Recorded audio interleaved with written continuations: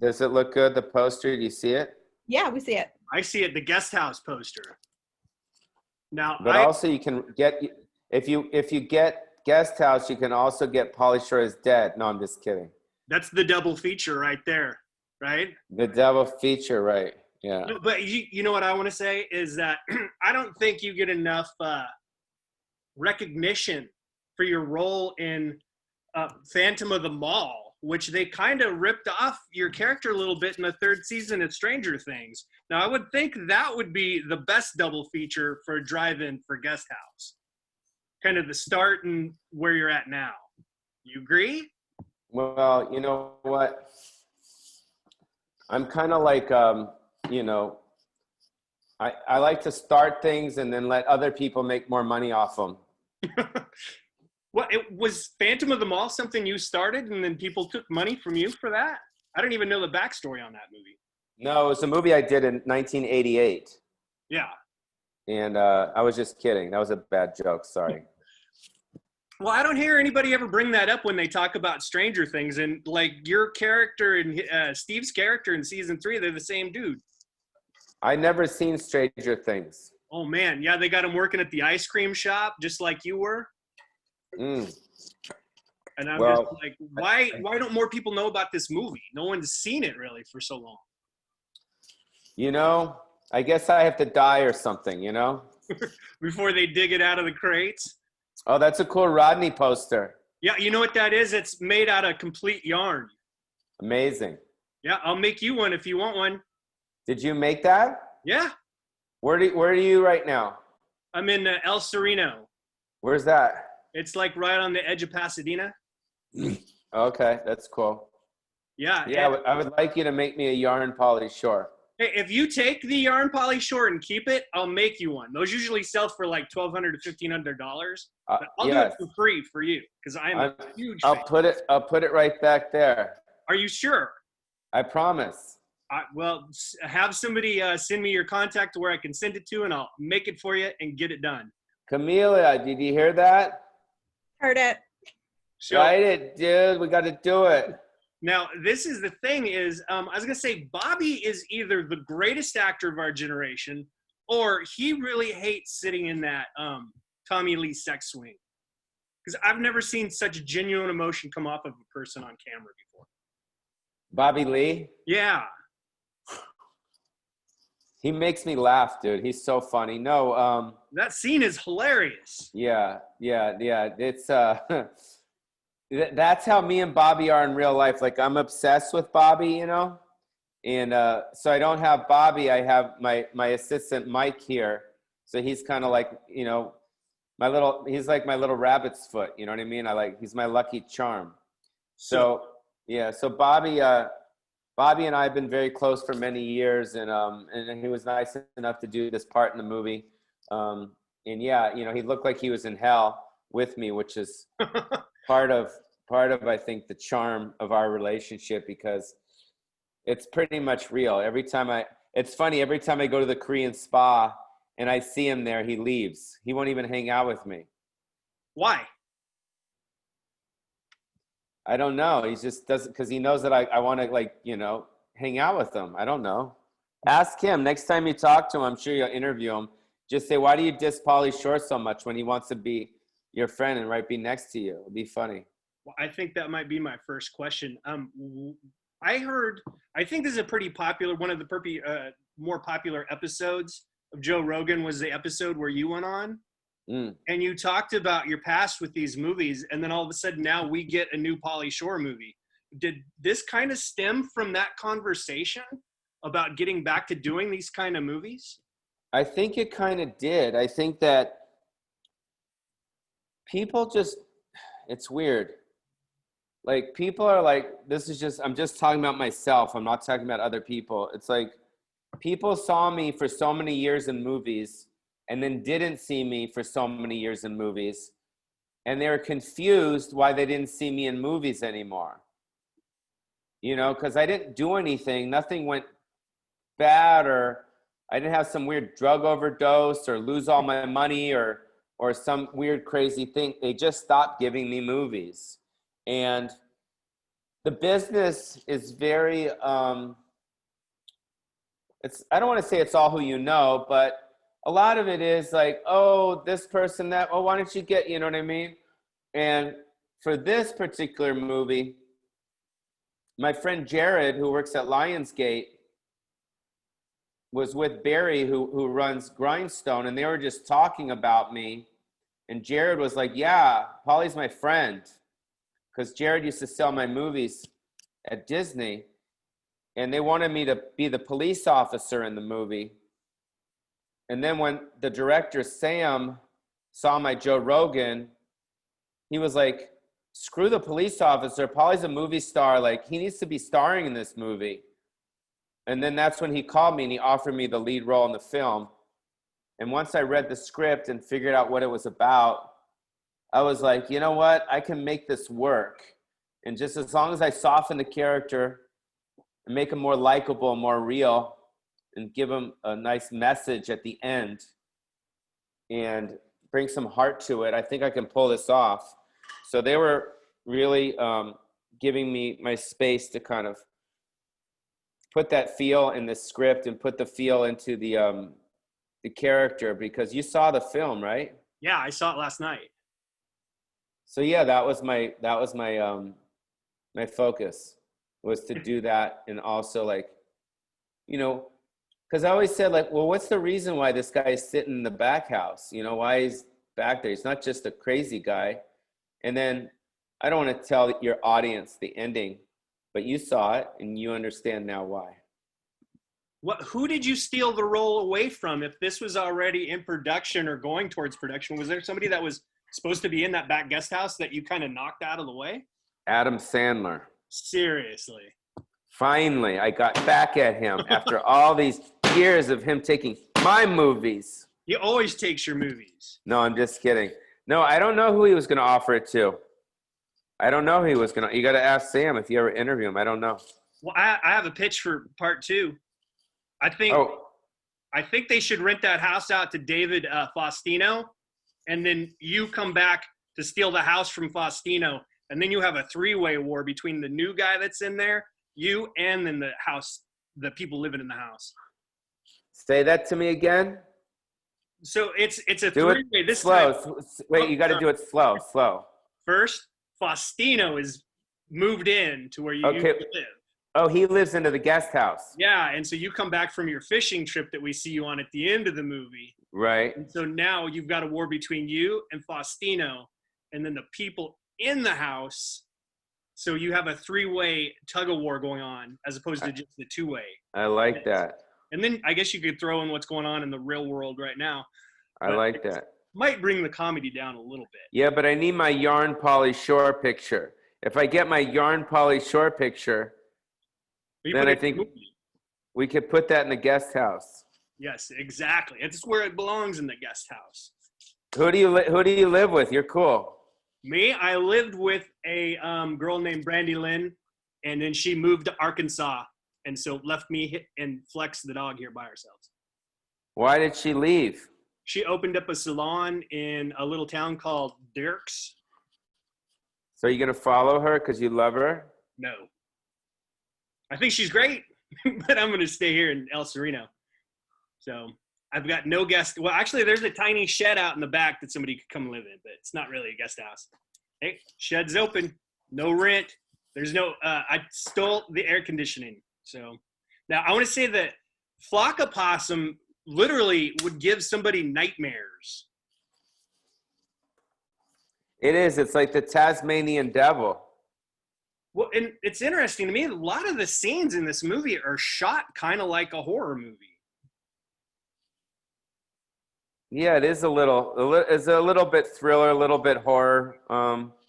Yeah, I thought Sam did a great job with the script and the pacing, and you know, it's dark. It gets pretty dark, you know. No, his real name is Sam Macaroni. Yeah, macaroni and cheese.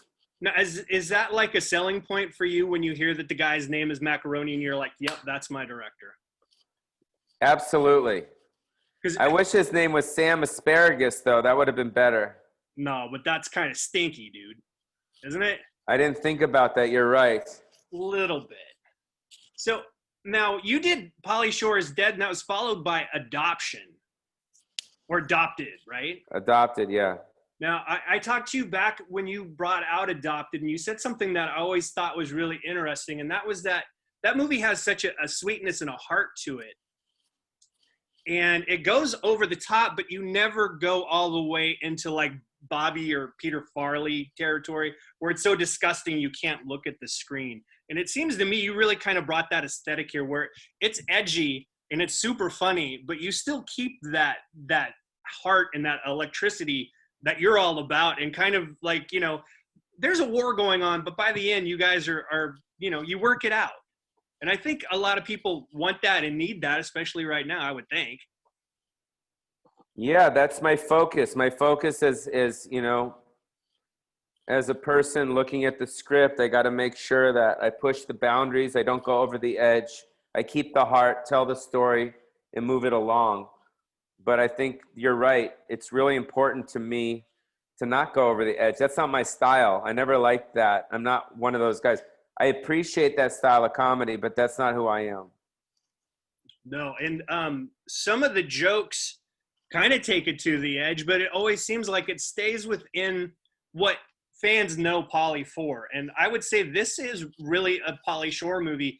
Perhaps you're not, I don't know how to say if you're the star, because the two leads kind of like put you where you're kind of the third star. I don't know if you agree with that, but the thing about doing it that way is that when you're gone from the screen a little bit, you're hungry for more Pauly Shore every time. God damn it, we hit that. That's what we want.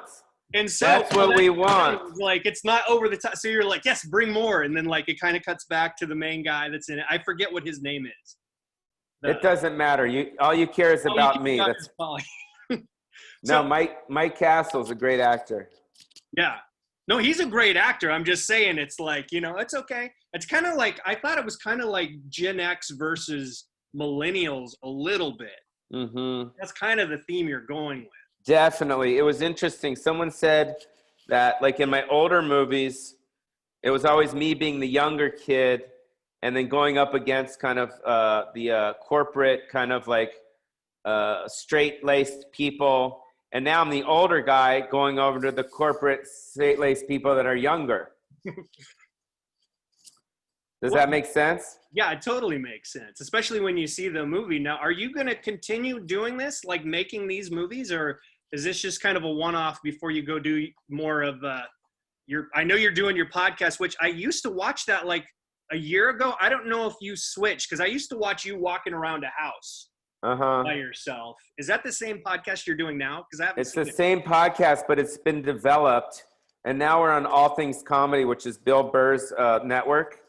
And it's really developed. You should check it out. It's totally unique and it's totally different. And there's nothing like this podcast that's out there. And I moved to Las Vegas about 2 months ago.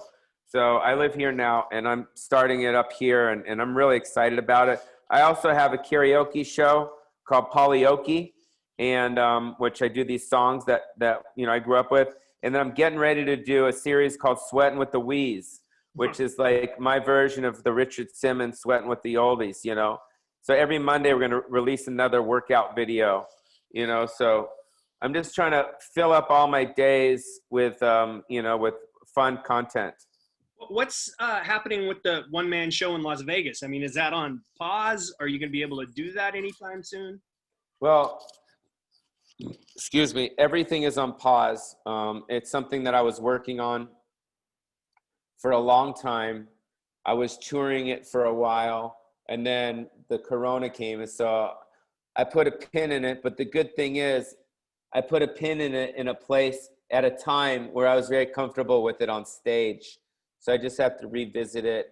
But my vision for that is, you know, it's stories of my childhood, and it's similar to the Mike Tyson one-man show, which was called Undisputed Truth, that Spike Lee directed. So I want to do my version of like growing up, you know, at the store and MTV days and stuff like that, you know.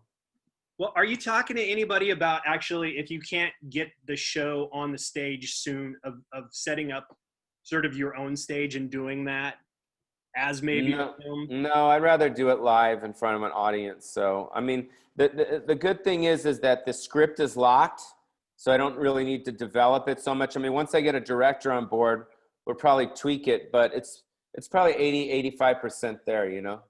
Well, I mean, do you want Spike Lee to come in and do it, or do you have another director? And I'm being serious when I ask that. Or do you have another director that you think would fit that if you actually filmed it for consumption past it? I don't know who's going to direct it yet. I don't know who's going to direct it yet, but me and my manager are talking about different people. But we'll find someone that wants to direct it that, you know, that's right for the job, you know? Well, Spike Lee just did the David Byrne stage show, Oh, wow. like for HBO. So Oh, wow. you know, he may be interested in doing yours. Who knows? I mean, maybe Judd Apatow might do it. Who knows who you could get? But it seems like right now, I would say you have such a resurgence of younger fans finding you now. What movie are you going to point them to and say, that's where you start, and then this is where we're going to pick up here with House Guest? I would start from the movie that you mentioned, which was Phantom of the Mall. Let's go back to 1988, you know? You know, that movie, you are a great actor in that movie, and you're not doing the persona that people came to know you for on MTV a couple years later, really. And so you see a different kind of side of Pauly Shore, and you see where you actually were an actor and are an actor on top of having, you know, the comedic persona, I guess you would say. Does that make sense? Yes, I acted before I did stand-up, and then once I did stand-up, I got on MTV.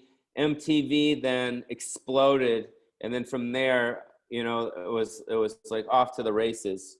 So, but I agree with you. That's, you know, I mean, this character that I play in Guest House, also, I think I'm acting in it, you know? I'm not playing the weasel, right? No. Yeah, it's kind of like You have this. that energy, but it's a totally different. That's what I'm saying is you can see where you started, and that you actually started as an actor before you started, you know, doing sort of the stand-up and bringing that into movies, that persona. I don't know what you call that. I don't want to be rude. Transition? Well, I mean, like, you know, people know it's Pauly Shore, the Weasel, and they go see Encino Man to see that. But Yeah, I that's don't not the same know. character you're playing now. Do you know what I mean? I don't know if that's a No. persona people expect out of you, or if it's just. I don't know. It's the biggest hidden question the whole world is trying to figure out. I'm just kidding. My point was just that you were a solid actor. Like a Robin Williams is an actor, but he's also a comedian. You were that person before you started bringing the stand-up comedy to movies. Yeah, that's why I like acting better than stand-up right now. I would love to be doing movies. I mean, that's where I belong. That's where I can really, you know, add. And that's where my home is. I believe my home is on the movie set. You know, that's where I should be. I've already toured America for the last 15, 20 years, on and off. I would like to maybe get a residency here. Yes, do my one-man show, maybe start my own club out here. But touring America, I want to try to peel it back a little and spend a little more time, maybe trying to get back into some films and, so. Yeah, do more because people want them. People Well, want Guest House. tell Right? Camila. Camila's on the phone. She's at Lionsgate. Tell her. Yeah. Well, anyways, it was good seeing you.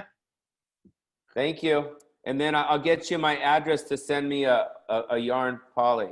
It take We like already- 3 or 4 weeks. We looped in Rob with Paul, so they're in touch. Yeah, Pauly, I'll make sure you get it. You will? Yeah. Yeah, somebody's got to drive over here to pick it up. Yeah, but Rob, you're going to probably steal it. Maybe I'll make a copy. Okay. You can't make a copy of yarn. What are you talking about? Thank you for watching Thanks, my guys. movie. I appreciate it. Hey, it was great. Trust me, it's one of my favorite things I've seen in the last couple months. Awesome. Thanks, bro. Bye.